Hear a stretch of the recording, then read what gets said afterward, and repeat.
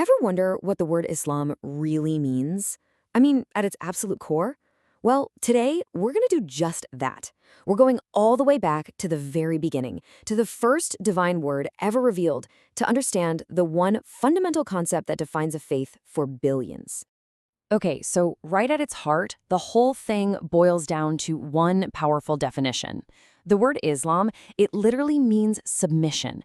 Specifically, it's the act of submission to one God. In Arabic, that's Allah.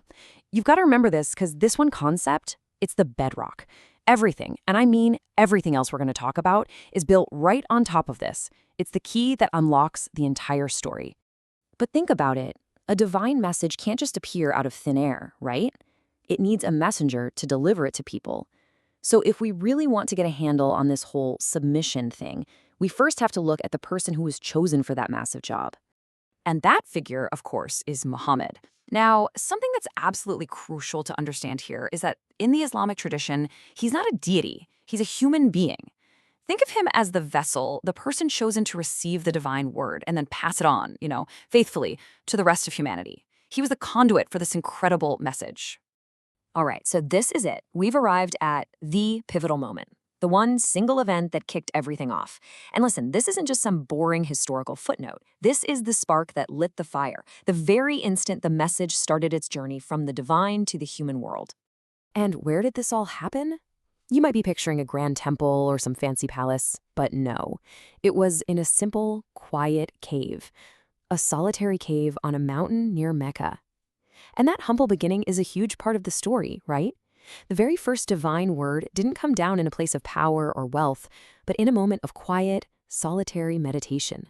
So what were the first words? The very first words ever revealed. It wasn't some complicated law. It wasn't a big prophecy. It was a command. Read. Read in the name of your Lord who created. I mean, wow, that single instruction is the starting point for the entire Islamic scripture. It tells you right from the get-go that knowledge and understanding are a big deal. Now, that powerful command to read, that was just the start. It wasn't like a one-and-done deal. Nope. It was the beginning of a process that would actually stretch out over more than 2 decades, building up verse by verse from that one single word into a complete holy text. So, how did that happen? Let's walk through the journey. First, you have that single word, read, being revealed. Then, for the next 23 years during Muhammad's life, more and more revelations kept coming. As they did, his followers were incredibly diligent. They'd memorize them and they'd write them down on whatever they could find. Finally, after he passed away, all those scattered notes and all those memorized verses were painstakingly collected and put together into the one book we know today as the Quran.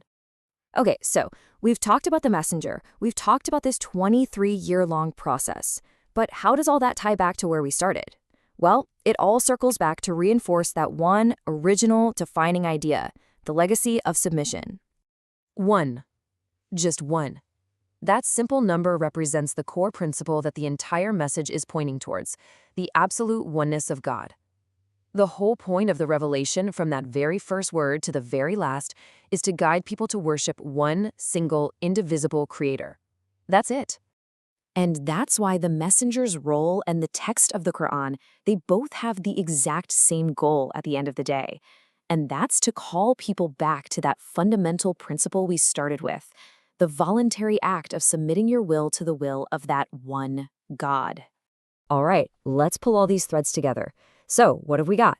First, the word Islam means submission. Simple. Second, that submission is all about following a divine message that started with one single command, read. That command kicked off a 23-year journey of revelations that became the Quran. And what's the Quran's main focus? Guiding everyone back to that one God. See how it all connects? And that really leaves us with one last thing to think about, a pretty powerful thought, actually. How is it possible that a single command, just one word, read, could do so much? How could it not only launch an entire scripture, but also end up defining the very soul of a global faith that's all about learning, revelation, and submission?